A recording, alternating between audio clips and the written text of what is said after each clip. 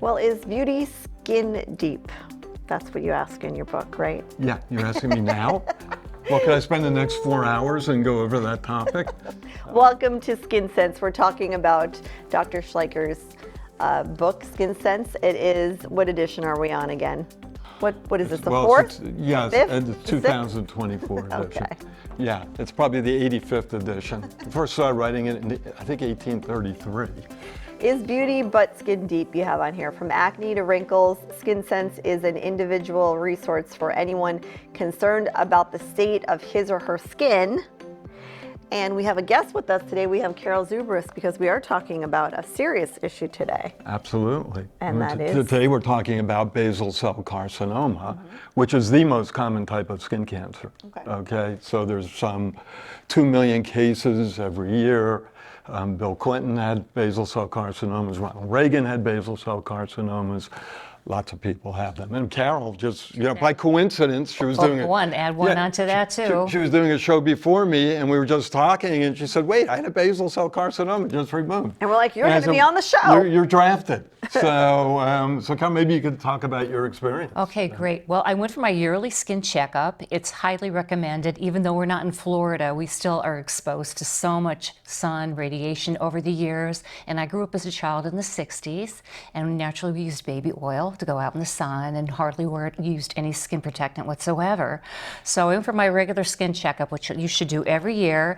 And the doctor noticed, she goes, oh, there seems a little, I thought I scratched myself on my cheek. And she goes, I'm going to look at that and take a biopsy just to be sure. Okay, well, the biopsy hurt, ouch. So anyway, a couple days go by, and they said, Karel's home? I said, yes. I said, this is me. She goes, this is the doctor's office. And there was a pause, and I got really scared. And she goes, it's only basal cell. And I'm like, what's that? And then she said, it's the first step of getting it taken care of. So the minute you can come into Dr. Cabell's office, we are going to have that removed. And I was seen within 10 days. And Dr. Cabell came in, and she looked at it. She said, we're getting to work.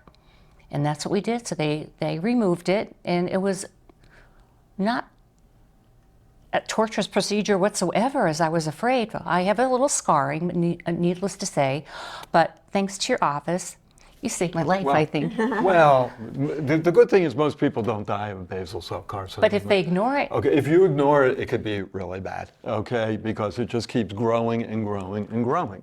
And especially, say it's by your nose or by your eye, it gets a lot harder to get rid of it that way. I wouldn't be mind showing it to be proactive of what it looks like after 3 months. I've healed. I followed the protocol. If you want to take a look at what it was just a little mark on my chin, probably from me driving and having the sun exposed on me with that radiating heat. You never think about putting sunscreen back here, but I thought I'm going to get this checked out.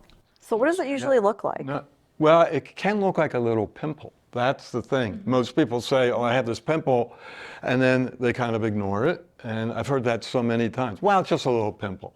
But then over time, it gets bigger, and then it starts to bleed. And usually when it starts to bleed, that's when the wives send the husbands in, okay? Because guys aren't the best with, taking care of their skin. And or going to the doctors in general. Or going to the doctors in general, yes.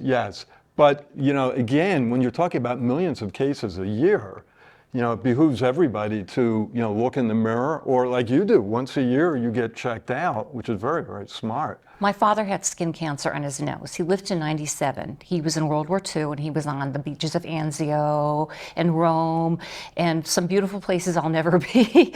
But the soldiers were out there to cool off. They'd lay on the beach for hours. So it took about maybe 60 years for that to build up under his, epidermis, and he had a very torturous procedure done. But they got it out when he was 80 years old, and he lived many years after that. So once again, he went and got it checked out. Now today, the procedures are just so evasive and wonderful. You bring up a very good point too.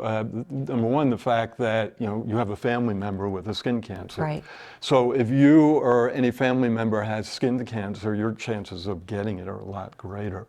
And I wonder, was your dad fair skin like Yes. yourself? See, and more fair, if you have red hair, if you freckle, if you burn instead of tan, you're in trouble with every sun exposure. Okay, the darker complected you are, like blacks rarely get, it's virtually unheard of for a black individual to get basal cell carcinoma because they're protected. They have melanin, which actually protects the skin from the damaging rays.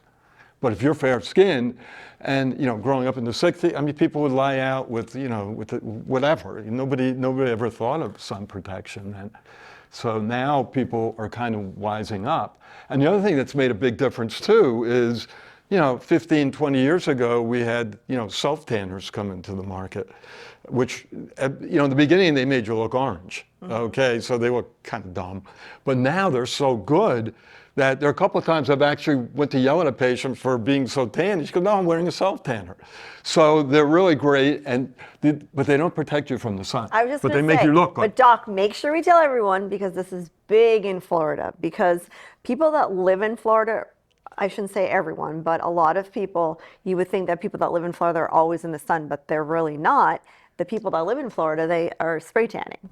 So they're trying to, look like they're in the sun, but they're not. Yeah. So they're spray tanning, but you still have to wear sunscreen. Yeah. A lot of it. And spray it's been one of the hottest summers. Yeah. Well, you guys ever. have gotten killed with the summer. We had a real hot summer too for a while. Right. But it's not, one of the hottest summers on record. Yeah, it's not so much the heat though. It's just, Well, the sun has been you very, can very be, strong. You can be cool, but the sun there is a lot stronger than it is here. Okay, so people don't realize that, and our patients go on vacation to the Bahamas to Florida, and they come back with blisters. And it happened to my sisters the first time we went on vacation when they were like 14, 16, and they didn't know, and they're walking around in bikinis, and like 2 days later they couldn't go out of their room because they're covered in blisters. It was like whatever. So how bad is it if it happens once? Well, okay, that's a good point, because if it happens to a little kid, it's really bad. Oh. Because your incidence of getting melanoma, which is most serious type, increases with every bad sunburn you get as a little kid. Oh. So there's nothing worse than seeing a little kid, like an infant, outside being unprotected because the parents either don't know or they don't care. Ooh. But yeah, you have to be very, very careful with little kids, because that will definitely increase your incidence of skin That's cancer. why I always wear a sun hat or a visor. I wear a floppy hat. On the way up here, the sun was so bright, I had my floppy hat on driving on the way up, because I am just so concerned over my skin right now. As we get older, your skin is thinner.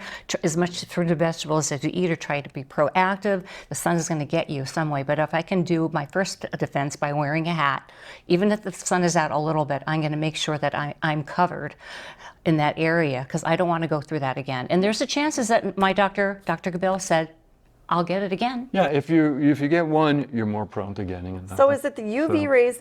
It's not that the sun is out. So if it's cloudy, is it?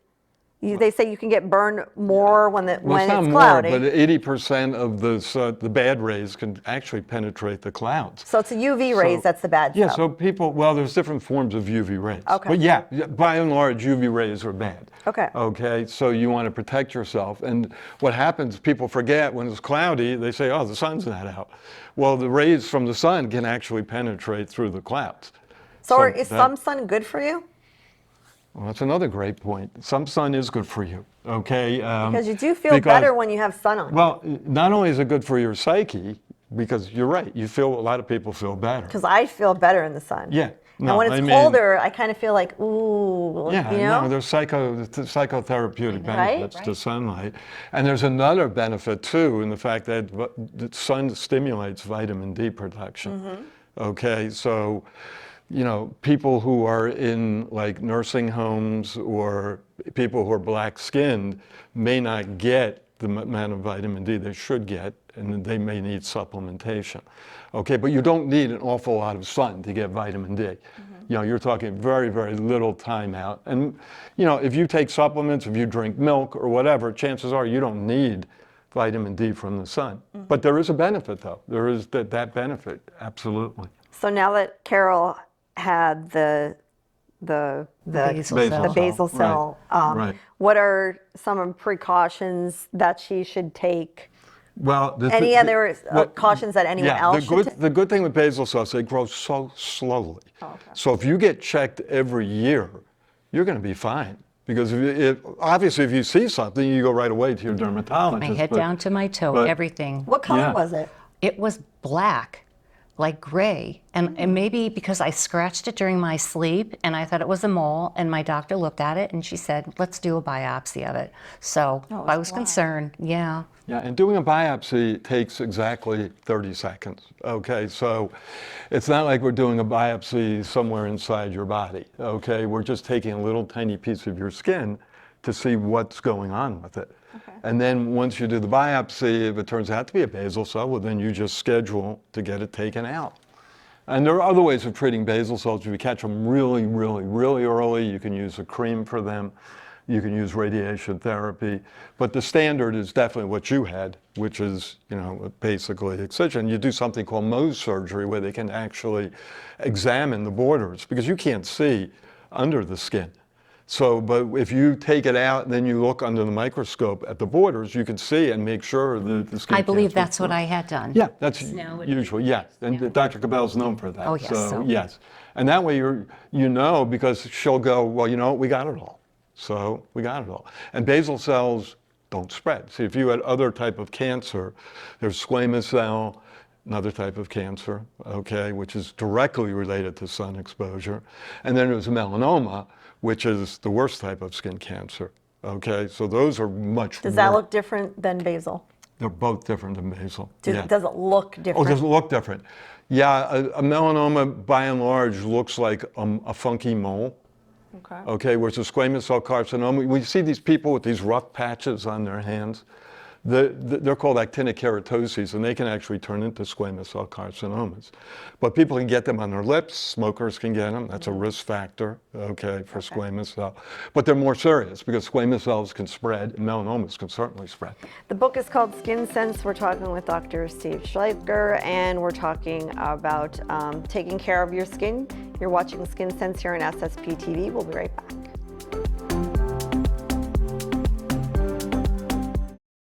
You're watching Skin Sense, and the book is also called Skin Sense. You can learn a lot about taking care of your skin and keeping it healthy. It's an easy read. Kept my attention. Maybe for you it's an easy read. It's an easy read for me. It kept my attention, and I don't like to even read books, but I read it just for you. All right, it talks about hair, your scalp and nails.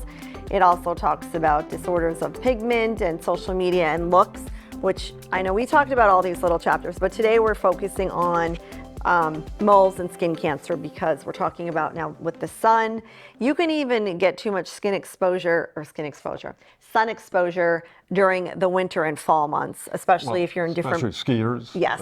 Yeah, it can happen, and you get the reflection off the snow. Mm-hmm. So I ice skate on frozen lakes. And it's it's the UV rays that we're looking at, right? I mean, of course, when you're skiing, you're covered up, but there's some areas that aren't. Mm-hmm. I have a question. My son, he was a professional bass fisherman for Penn State. He was on a team. He did a lot of bass fishing. My son, he always wears a long sleeve. They have the sun resistant. I don't want to say what brand they are, but a lot of them skin protectant. And I used to say, it's so hot out. Why do you have this long sleeve on? He goes, we all wear them to protect our skin. That's pretty smart. Yeah, it is. I've never heard of it, like a team wearing that, but it's a great idea, especially if he's fishing. I assume most of it's done in the spring and summer.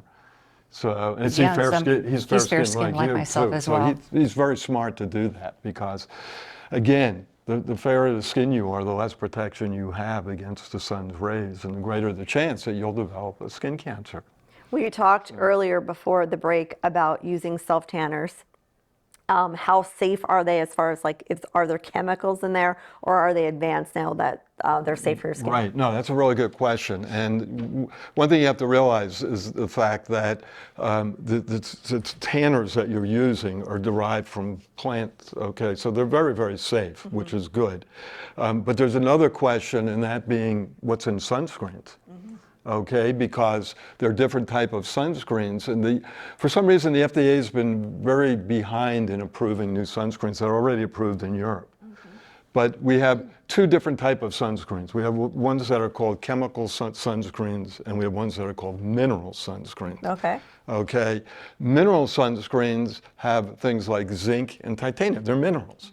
Okay, and by and large, those are the ones that we as dermatologists recommend. They're very, very safe. So zinc. And any sunscreen that has zinc or titanium dioxide. Write that down, Right. 'cause Zinc that's what oxide, you wanna have in titanium your- dioxide. And you go to any drugstore, you just read the labels, and that's what they have. Okay. Okay. And what strength of suntan lotion should you be using, and how often should you apply it? Great questions. Okay, so as far as strength goes, it really depends. If you're super fair skin, there's nothing wrong with using a 50. Okay, they start at 15. You can't get lower than a 15. And what does that mean when they say 15 Well, or that 20 means- or this or this? Sort of means you can stay out 15, minutes longer, using the sunscreen than you could if you didn't use the sunscreen. Okay. So the higher the number, the greater the protection. So Okay, say what I you're- walk on the beach every day. Right, 9 and you're in o'clock, Florida. Right, I'm walking the beach every you- day, 9 a.m. You should use at least a 30. every day, a 30. Well, yeah. Okay. I mean, and the thing is, if you go swimming, most sunscreens are not waterproof. So you're sweating and you're swimming, you need to reapply them after, swimming or sweating. So even if someone, that's what I'm saying. So I would love to know how many people actually use sunscreen wrong. Because they apply it. How many people put sunscreen on, but then they go in the pool, or they go and they do this, or they put sunscreen on in the morning, and then they're Yeah, at the beach all day, I see so many people, or they're here, and when I say here in Pennsylvania, and they don't wear sunscreen, they wear it only like to the pool, but then they don't wear sunscreen in fall, they don't wear sunscreen in the winter, they don't wear sunscreen. My makeup has sunscreen in it, and I wear makeup mostly all the time, right? Right. Unless it's a weekend or you're going to the grocery store. But your makeup for women mostly has some sunscreen Yeah, it in has it as some. well. There's But not- I usually in the morning, I treat it as, even in the winter when I was in Pennsylvania, I would put sunscreen on like cream, don't you? Right, now I keep it now in my car on my Where driver's side. you're putting sunscreen on like it is lotion. Right. So shouldn't No, people use sunscreen as it is, they're brushing Well, their teeth every day? what you said before, there have been studies about Okay, looking really? at people who use sunscreen, and guess what? Like 85% of them don't use it correctly. You Right, know what I right. mean? It's like, And you really want to we use. need to know how like- to use it right. Yeah, you really want to use at least a shotful to cover your entire body. So people don't put enough on, or they sweat, they swim, and then they say, "Well, I already put it on." But there are some sunscreens that say waterproof. Okay, so they'll technically last 4 hours, but you have to make sure it says water. And what about the I'm sorry, it spray doesn't versus say, the lotion? Yeah, I shouldn't say waterproof. It says water resistant because Right. they're not totally waterproof. And then, yeah, if you're in the ocean with the salt water, well, yeah, it's going to degrade it. And Right. and if you're fair skinned, by all means, when you get out of the water, just reapply the sunscreen. So I think So- having, like, your son is smarter with it. So if you're going to be out in the sun for a long period of time, that it's safer to have something long sleeve or some more covered up than trusting suntan lotion. Yeah, well, if you can wearing clothes is a great way to protect yourself. But now some clothes is more resistant to sun than others, okay? But yeah, that's really smart. If you do both, that's great. But one of the points we should raise too, if you have a family and sunscreen is sometimes not cheap. No. All right, and and when you have a family and the way prices are going these days, so what I recommend to people to do is Consumer Reports every year rates sunscreens, and they rate them based on efficacy, how well they do, and they also tell you the price. And there's some generic brands that are almost as good as these high-priced brands, and I tell everybody, get the generic brand, especially people with families. You're Right. spending a fortune on sunscreens. Do they expire? Well, they will technically expire, yeah. But most medicines can last, even though expiration dates is just a rough thing. But if you've had a sunscreen a couple of years, 2-3 years, it's not going to be effective as if you just got one. And if you're using it right, you should Okay. use It's, it right, in it's still enough going to be time. effective. It's better than not using anything. Check Or the if expiration you're, date. so again, using sunscreen the right way, I think, is more the issue with than people that are using it. It's a false sense of security. You dab a little here or Or here or I see whatever. people, they're spraying And- the sunscreen and the well, wind's blowing it. yeah, Like, well, where is that sunscreen going? There's been warnings about you. I know, in the water, in the Yeah, you drink. don't want to really use a spray, okay? Because you're going to be inhaling particles, and they're not as effective as the non-sprays. So you're better off putting, a cream, a gel, or whatever. Well, when I go in my pool, when I go in my pool and I step down on my ladder, I could see the sunscreen on my legs. Well, that's pretty and good. I could So see it's you're- working, because that reflection yeah. from the water. You get scared, and now I learned my lesson to please use a lot of sunscreen. I know I'm using 70 right now, but I keep it in my car. Just like as soon as I get in, I just put it right on my face where I'm driving, because like I said, the reflection of the sun and the window, and I could feel it. And then I put my hat on, and I thought, I'm driving Miss Carol. I don't care. I'm not going through this again. I love Dr. Cabell, but I really don't want to see her anymore unless I have to. But You get one scare. Yeah. Or I used to put my kids, because when you get outside, they're excited. So get their sunscreen on in the house, where you lather them up, let the sunscreen sink in before you go that's smart. outside. Yeah, that's and smart. get So- yourself. So using the sunscreen I hope your properly. kids appreciated what you did for them. Well, I mean, I'm not course they saying they will. never had a sunburn, but everyone wants to be tan. I mean, you like to have a little bit of a tan. Is that bad to have any Well, source again, of- it really depends on your skin type. Yeah. Okay, so like fair-skinned individuals, it is bad. It's bad. I mean, it's really bad. So as an adult, if you said as a child, it's really bad to have like those bad sunburns. As an adult, it's still bad to get a sunburn. But Well, to get a sunburn, what a burn means, you're doing damage to your skin. Right. I mean, really, that's what you're doing. You're burning your skin. Right. So it's bad just from that alone.